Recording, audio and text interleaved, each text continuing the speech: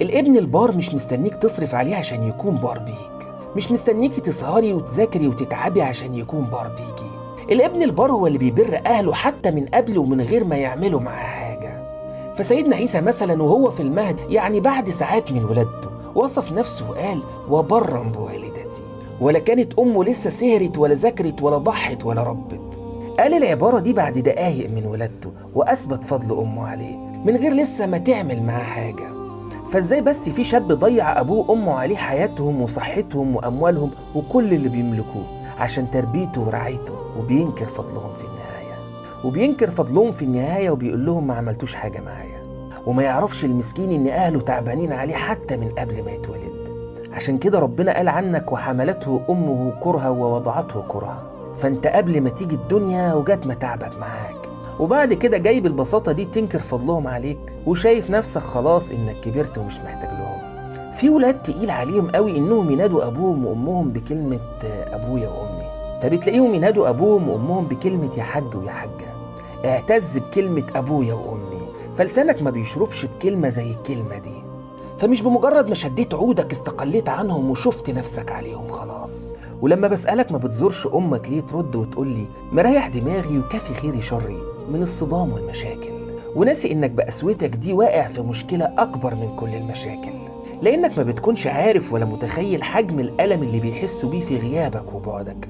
عشان كده ربنا وصف ألم أم موسى بغياب ابنها عنها وصف غريب في القرآن وقال: وأصبح فؤاد أم موسى فارغا. كلمة عجيبة، وكأن قلب الأم ما بيتمليش إلا بوجود ابنها قدام عينيها، فوقت ما يغيب الابن يفرغ قلبها، فقلبها فارغ ومفطور في غيابك مهما كان حواليها من ناس، لأنك للأسف قطعة من روحها وجزء من نفسها، ومكانك في قلب أبوك وأمك ما بيسدهوش حد، وغيابك ما بيشغلوش حد. فمهما كانت الأمور ما بينكم متوترة، فصدقني هتفرق معاهم رؤيتك وقربك وصوتك وريحتك. مش برضو ريحة قميص يوسف هي اللي كانت السبب في رجوع بصر يعقوب أبوه؟ فما فيش شيء عند الأب والأم بيساوي رؤية أولادهم.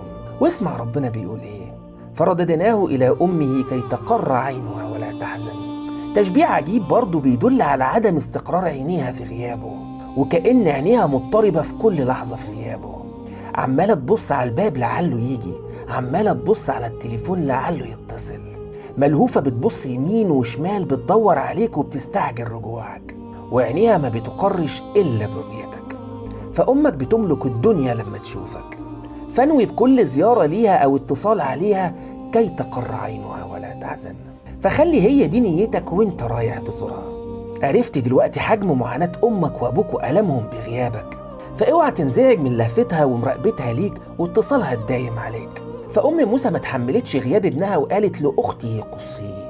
فاوعى تتضايق لما تتصل بيك في الشغل كتير، فلما يتصل عليك أبوك أو أمك وانت معاك اتصال وليهم اهتمام، واعتذر للشخص اللي معاك على الخط عشانهم، وما تجعلهمش مؤخرين وما تقدمش عليهم حد. ولما تكون بتتكلم مع حد ويتصلوا عليك، اوعى تعمل تليفونك صامت وتكمل كلامك، لكن اقطع كلامك ورد عليهم. فربنا أمرك بقطع النوافل من صلاتك وصيامك وحتى جهادك عشان ترد عليهم، فما بالك باللي أقل من الصلاة والصوم والجهاد. فأبوك وأمك مهما كانوا ضعاف فافخر بيهم واذكر فضلهم في كل مكان.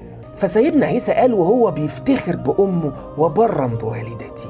فمهما كان اللي قدمه أبوك وأمك قليل من وجهة نظرك، فانشره في الدنيا كلها، واوعى تحسسهم إنهم قصروا، وتأكد إنهم لو كانوا بيملكوا أكتر لكانوا قدموه. فعيسى بيتفاخر بأمه، وكتير مننا النهاردة وللأسف بيستعر من أبوه وأمه. فأبوك وأمك هم أكبر إنجاز ليك ممكن تتفاخر بيه في حياتك مهما كبرت. فخليك راجل، ومهما قويت فاوعى تخلي أبوك وأمك يخافوا منك. فوالله لو شقيت قلوب كتير من الأمهات هتلاقيها مليانة بالخوف والرعب من شدة طباع أولادها، وخصوصا لما بيكبروا لأنهم بيحتاجوا رعاية خاصة، فهم عند الكبر أحوج ليك. وعشان كده ربنا قال: فإما يبلغن عندك الكبر.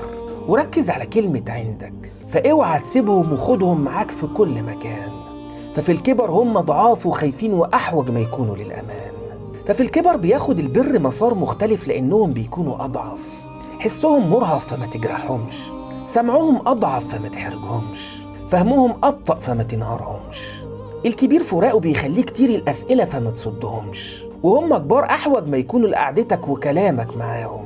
فمع كبر السن بيكون آلامهم مضاعف، لأنهم مع معاناة الحياة بيستنوا منك رد الجميل. وفي النهاية لازم تعرف إن أمك وأبوك هيظلوا أمك وأبوك مهما عملوا فيك، فربنا هيسألهم عن تقصيرهم معاك، وهيسألك أنت عن عقوقك وتقصيرك معاهم. فاللهم إنا نستودعك آبائنا وأمهاتنا، فأعزهم بعزك الذي لا يرام، واحفظهم بحفظك الذي لا يضام، وارزقهم دوام كرمك وفضلك ورضاك. سلام.